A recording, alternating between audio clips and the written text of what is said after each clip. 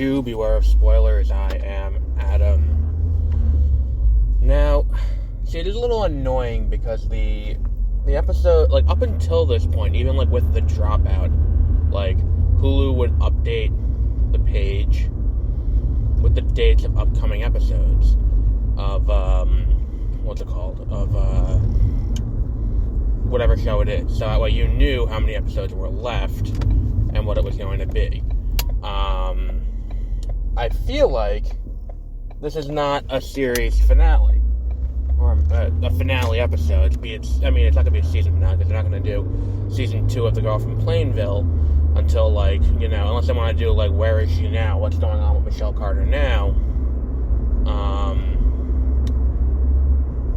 But if that's the case, and this is, the last episode, it doesn't feel like a great finale. Because unless they're just anticipating that everyone knows what happened, but the thing is, it's like everyone kind of knows what happened with Elizabeth Holmes. Like, we know the story at this point. We have seen it on the news. We know what went on there to be able to say, like, oh, so this is, this is what happened there. This is what she did, and what happened. So, to be like, oh, well, we're not going to finish out and tell you the finality of what happened feels a little silly to me. That said, like, the final thing at the end is kind of great.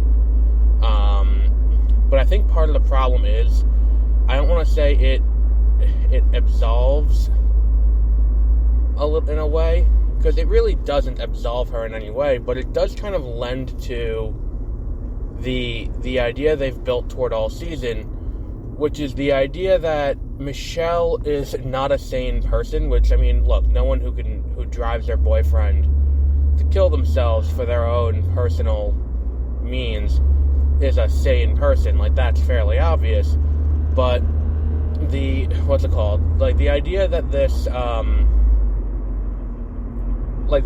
happened, and, she is,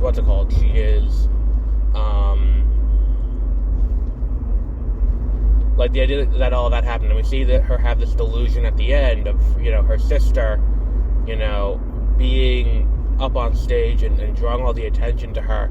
It is simultaneously this great sequence that showcases how fucked up she is, because it's like, it starts out where it's like, it's all about her. And, then they're doing that to her, and she's the victim in it. It's not a matter of, well, what is, what happened and why are they doing that? It is, she is the victim. She is the one who is made to feel shitty about what happened, and in her own head, which hasn't really been explained at this point, which I would like to see that a little bit, is, what is Michelle thinking about the proceedings as they are happening? What does Michelle think think about what's going on around her? How does she react to the trial? And I don't think we get enough of that in this, because it's like, it's an interesting thing to think about. Like, does she see what she did was wrong? Does she, and we get let me rephrase that, we get a little bit of it with the dad, because the dad does, he does ask, I wish you would open up to me, I know you can talk, I wish you knew you could talk to me, and he tells her, all of that. But, like, there's also the fundamental question of, like, what is her, not malfunction.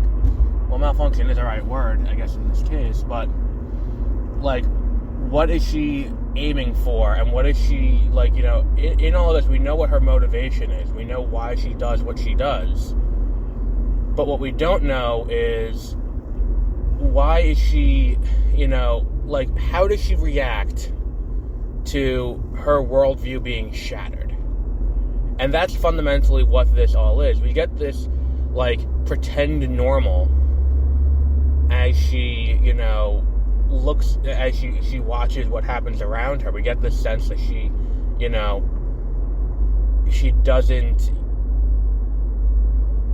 know what's, like, she knows that there is part of her that, like, has to know what she did was wrong, but we don't see that explored at all.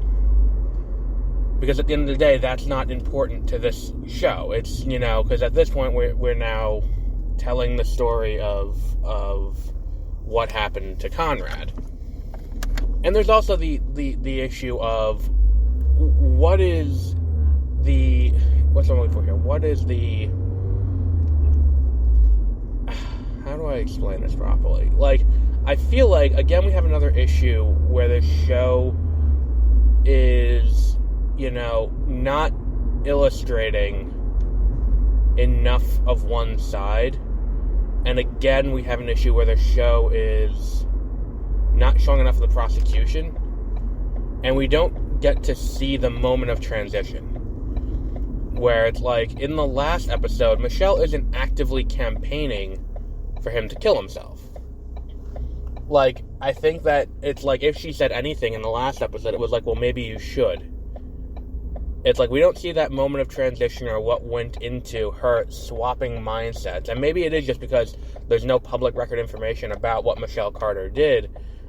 Maybe I'll watch that HBO documentary about it. But I don't think that there's enough there to, like, show the transition.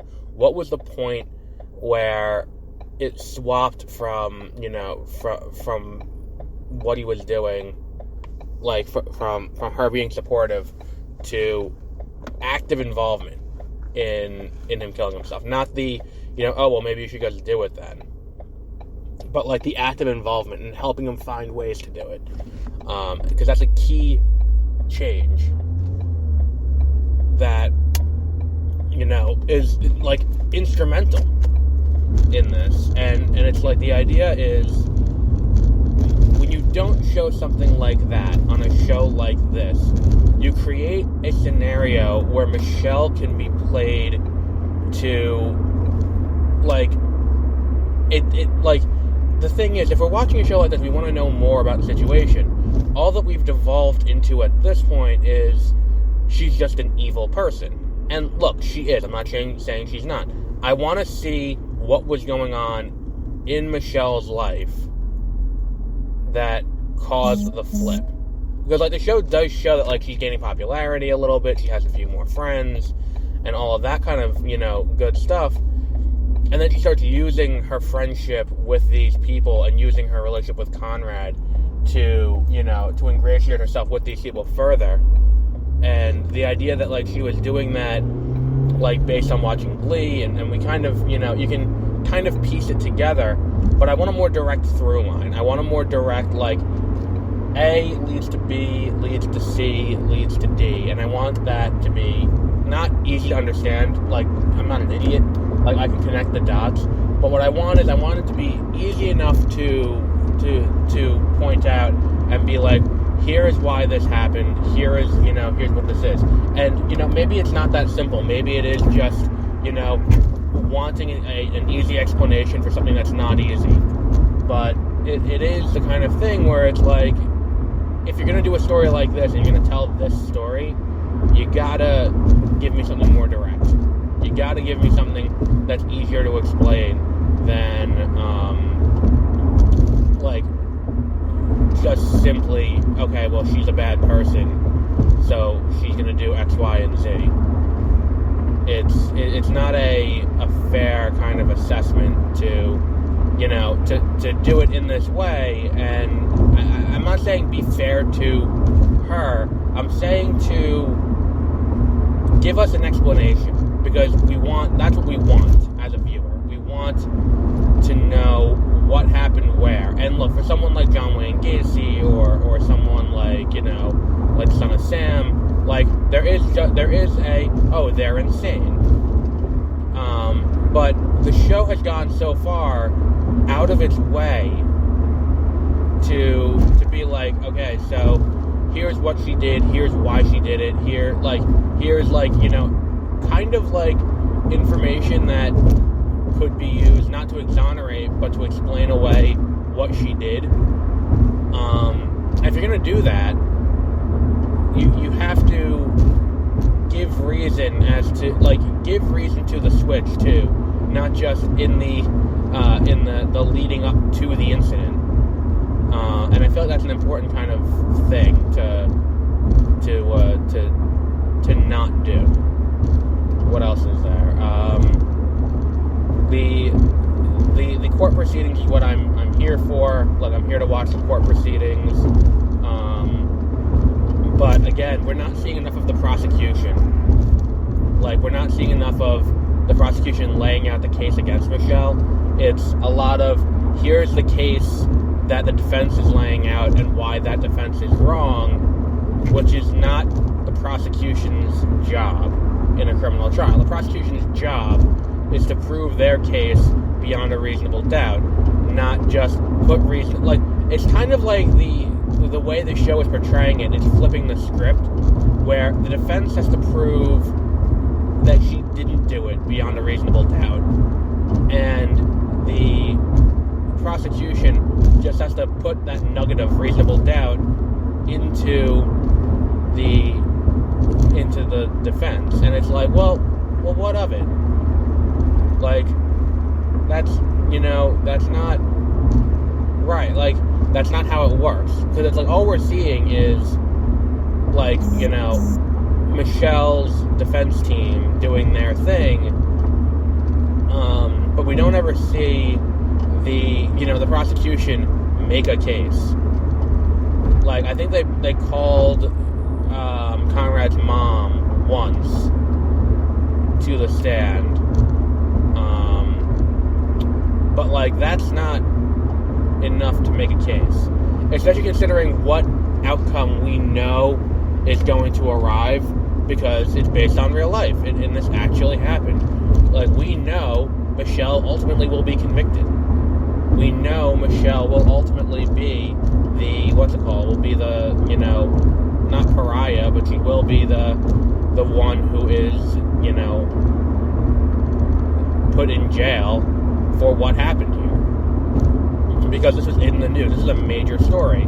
Because not only is it a question of, suicide and did she do suicide, but it became a free speech issue. That the attorney tried to turn it into a free speech issue. And that hasn't quite been addressed on this show. Like, they haven't addressed that aspect of it. And that's a pretty important aspect of it, is the idea of what right does she, like, and that was what the Supreme Court, like, case that just got handled was based on. Like, the Supreme Court case was based 100% on, what's I'm looking for here?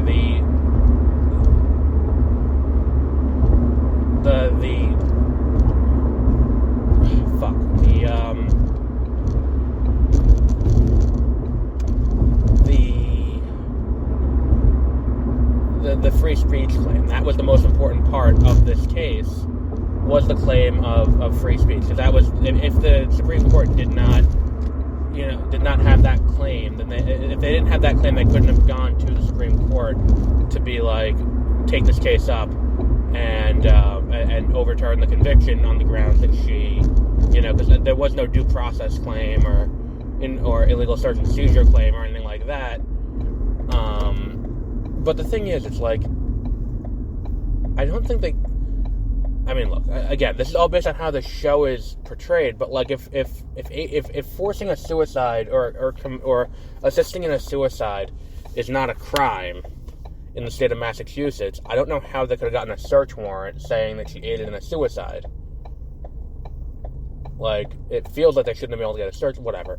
That's not the point. But I think that, like, the fact that these questions are lingering is showing that the show is not doing its job 100%.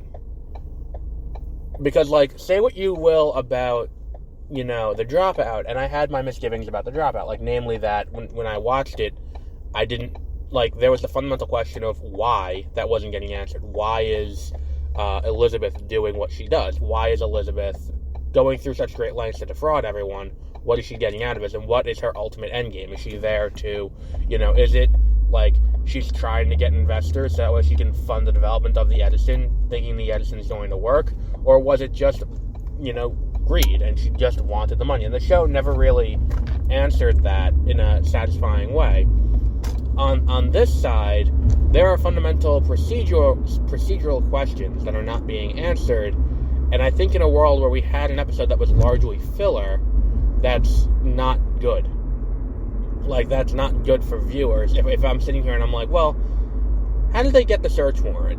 And it's not like I'm watching an episode of Law & Order where you can kind of hand wave it away because it's like, procedural fantasy, I guess we'll call it, if it needs to have a genre. I like that idea. Procedural fantasy. I'm going to write that down. That is a good idea. Where it's like, it's a fantasy because the real world doesn't work that way. And in a lot of these shows that we've come to know and love, the procedural aspect of it is, it's a work of fantasy. It is, it is a story about how happens, about how a case happens, but it doesn't accurately follow what needs to happen for police and investigators. And I think that, like, in something like this where we're telling a true story, you need to hone a little bit closer, maybe be a little bit closer with, with what happens. But look, I mean, I'm not gonna, criticize too deeply. Like, I feel like I've already, cut deep enough on this show as it is. Besides that, it's fine. And again, I do really like a lot of the stylistic choices that they make to portray the delusions that what's her name has. That not Elizabeth. That was the other show that Michelle has. And I feel like that is really innovative storytelling. Like the way that the thing at the the thing at the choir at the very end, fantastic. Like that whole sequence is just so great and so well done. And then it's like, there are other instances of that. Like at the end of the first episode, like her pretending to be what's her name? I never watched Glee, but I guess Leah Michelle's character, how the fuck you pronounce it? But her pretending to be her and just giving the story and giving the speech that's at the end, like when what's his name kills him. I've never watched the show, but I'm assuming that's kind of what happened. And I feel like that, that sequence is very well done too. And anytime they show the two of them texting, and instead of them texting and showing that, it is the two of them having a conversation next to each other. It is a very unique and innovative way of telling the story. And it also adds to the fact that we never see it from Conrad's perspective. It's never Conrad who is the one who is, like, we're never in Conrad's, like, room. And then, maybe we are once, but I don't recall ever being in Conrad's room and then Michelle going to him. It's always him going to Michelle, which is because, he's reaching out to her as a life support. And then on top of that, not only is there that aspect of it, but also the aspect of,